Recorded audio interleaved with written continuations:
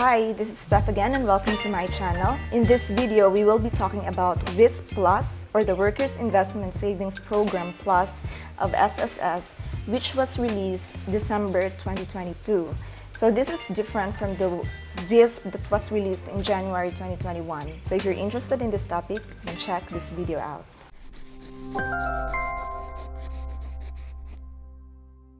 But before we begin, if you haven't subscribed in this channel yet, please click the subscribe button, hit the notification bell, like this video, and share this to your friends. Okay, so we will structure this video by first discussing what is WISP Plus and how is it different with the regular WISP.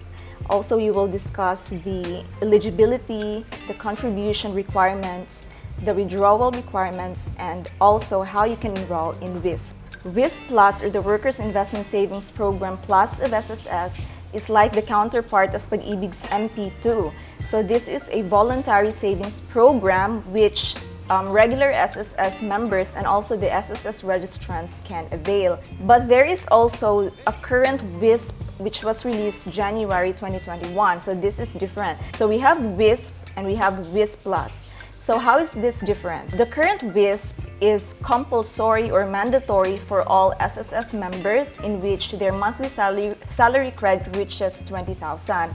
However, WISP Plus, this is voluntary and this is also available for SSS registrants and SSS members. However, you are not required to do this or to contribute to this. Same with Pagibig's MP2, this is also tax-free. So the aim of SSS is for the members to work, save, invest, and to prosper. Also, the current WISP is not withdrawable anytime because this will now form part of the pension.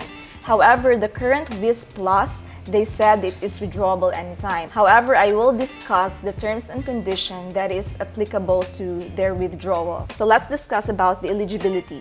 So who can apply for the WISP Plus? So it is said in the terms and conditions that all SSS registrants and SSS members can avail of WISP Plus.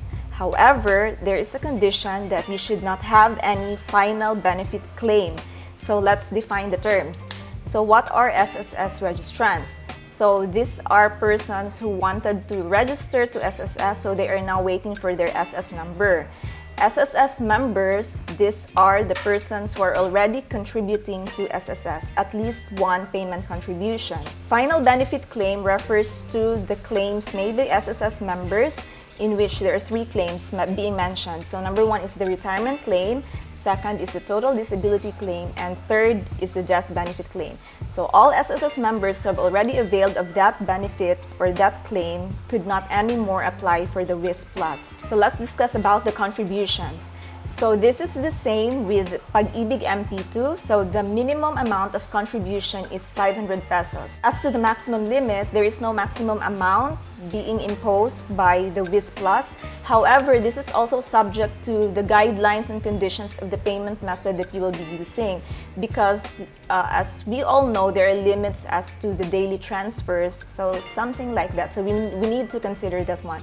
But as to the maximum limit, they did not set any limits for this one. So as you've noticed, this is just like the same with Pagibig MP2. As to withdrawal, so they have been marketing this one as a savings and investment program which can be withdrawable anytime. However, they did not disclose yet, or some of the articles or some of the vlogs did not discuss thoroughly about the withdrawal conditions.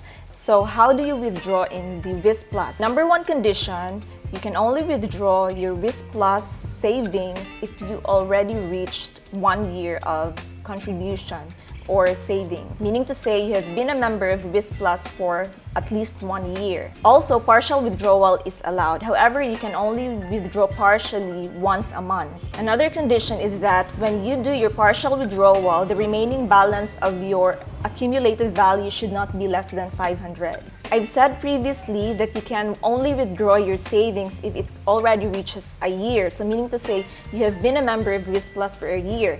However, what if it happens that there will be emergencies that would require you to withdraw your savings?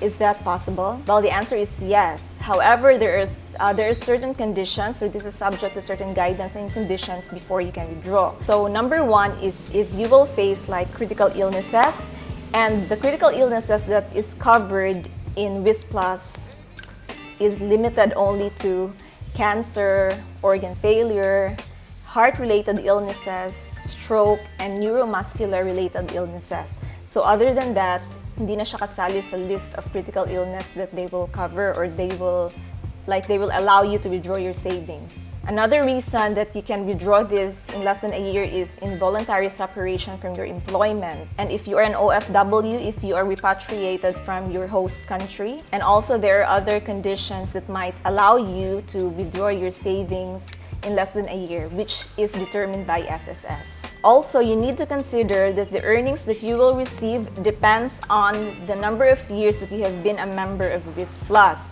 So there is certain proportions. So these are the proportions of earnings that you will be receiving depending on the number of years that you have been a member. So as what you've noticed in this table, the longer you have invested, the more percentage of earnings that you will be receiving.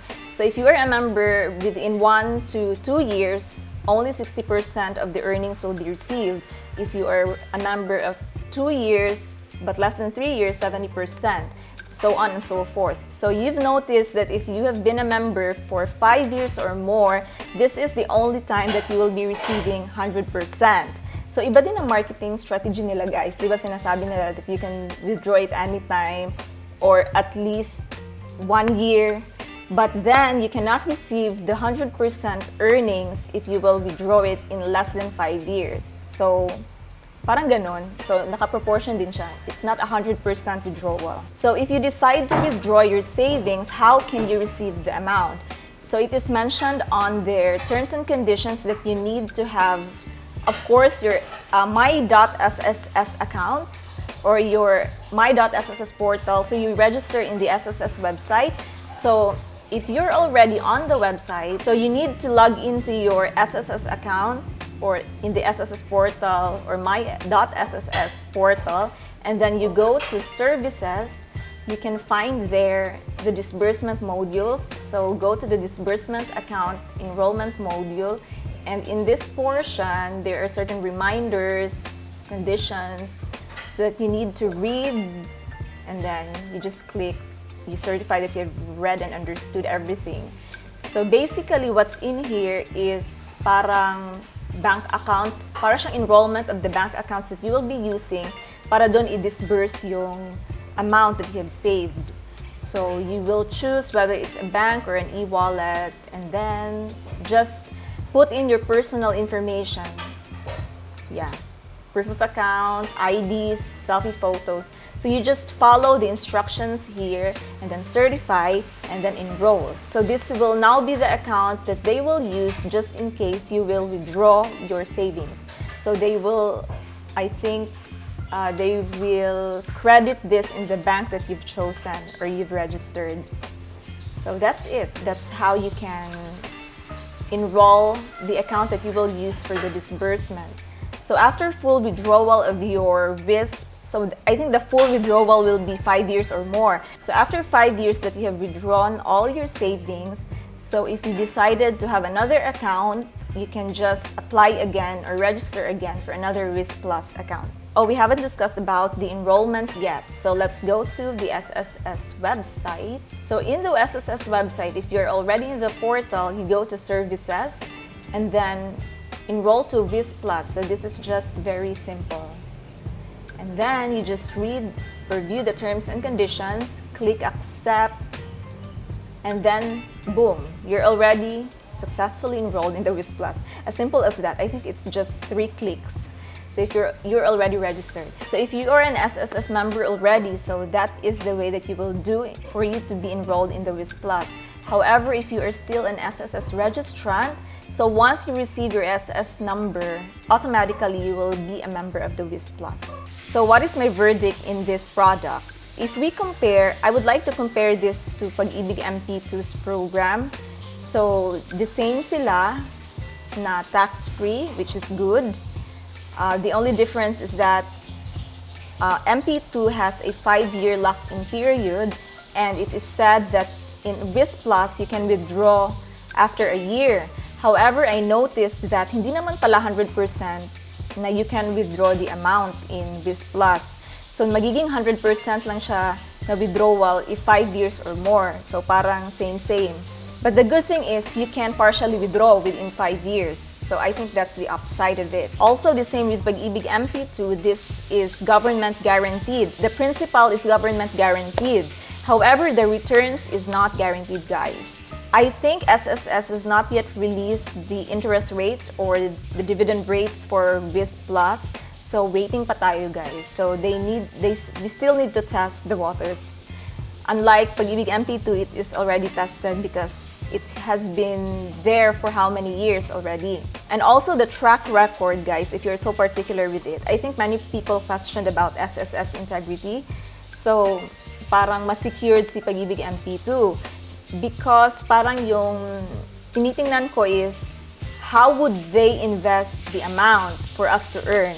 So as to Pagibig MP2s, we all know that they have housing loans.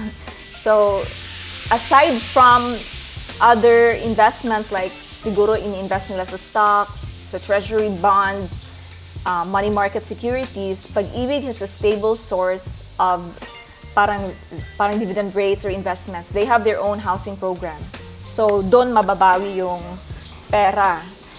But for SSS, it is said in their terms and conditions that the investment that they will be doing is parang treasury bills, securities, stocks, and also majority of the source is through SSS loans. And we all know that parang wala pa silang system to track the loans on how they can parang collect the loans. So they still have an issue about this. So that's something that I am worried of. So that's why we are not so sure about the return, the rate of return of this WISP Plus. Other than that, I think okay naman siya for diversification. All investment has their own risk and benefits, so it's up to you to decide what investment suits your preferences. So I hope you learned a lot from this video. Please comment down below if you already have registered in WISP Plus because I am also deciding if I will get into this investment program. Thank you so much for watching this video. See you again in my next vlog. Bye!